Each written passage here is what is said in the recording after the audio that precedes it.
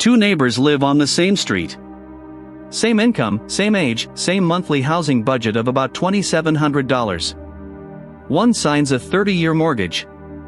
The other keeps renting and quietly invests every dollar of difference.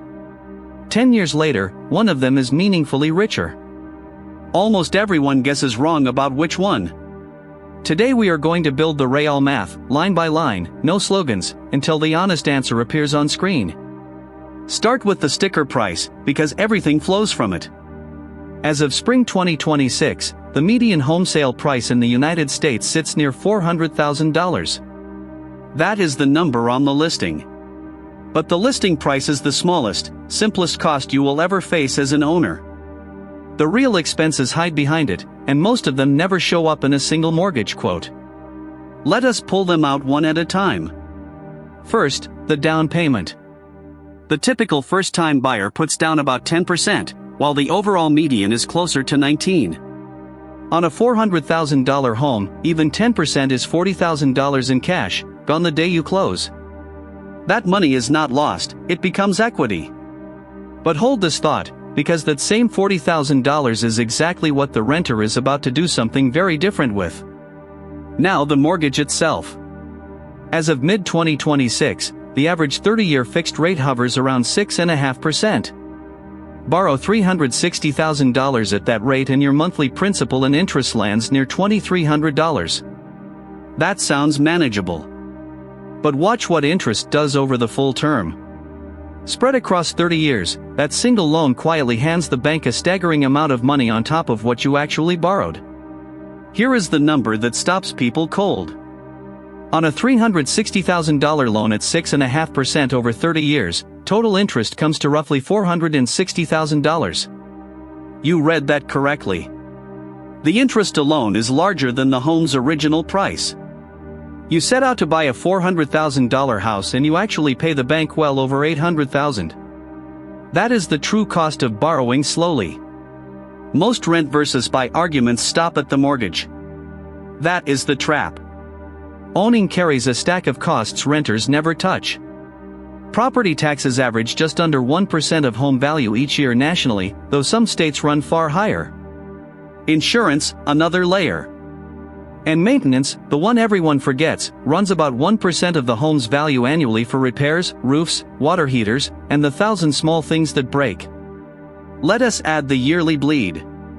Add those up and ownership quietly costs around $10,000 a year before you have paid a single cent toward the actual loan. Property tax, insurance, and maintenance together are a permanent subscription to your own house. They never build equity. They never come back.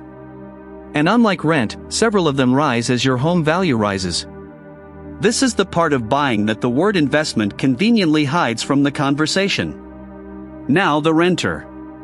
Their numbers look almost embarrassingly simple.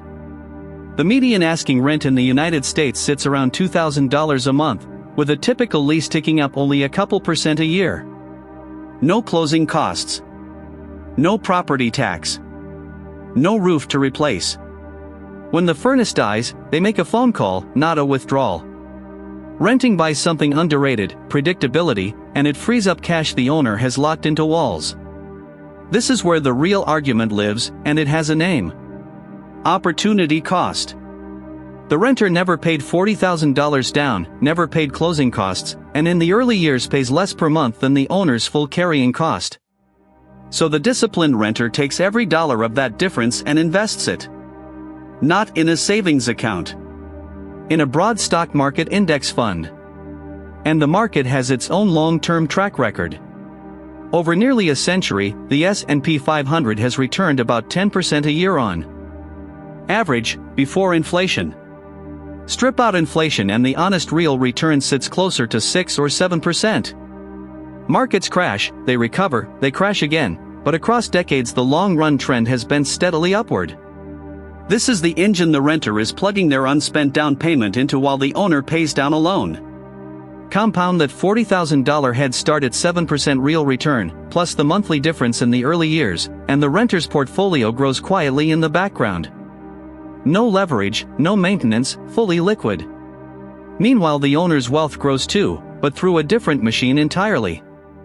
their home appreciates, and every payment chips away at the loan. To compare honestly, we have to track both engines side by side. So how fast does a home actually appreciate?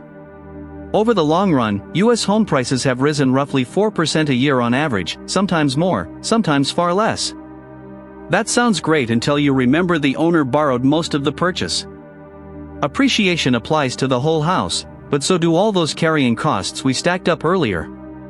The owner's true return is the appreciation, minus tax, minus maintenance, minus all that interest. And there is one more cost almost nobody prices in until it is too late. Selling. When the owner finally sells, agent commissions still average close to 6%, plus title fees, transfer taxes, and repairs to close the deal. On a home worth $600,000, that is $35,000 to $40,000 evaporating at the exit. This is exactly why buying for a short stay is so dangerous. You pay to get in and pay again to get out. Now put both engines on one chart, and the truth finally appears. In the early years, the renter who invests is clearly ahead, because the owner is bleeding cash on interest, taxes, and transaction costs that have not been recovered yet. But the two lines are climbing at different speeds.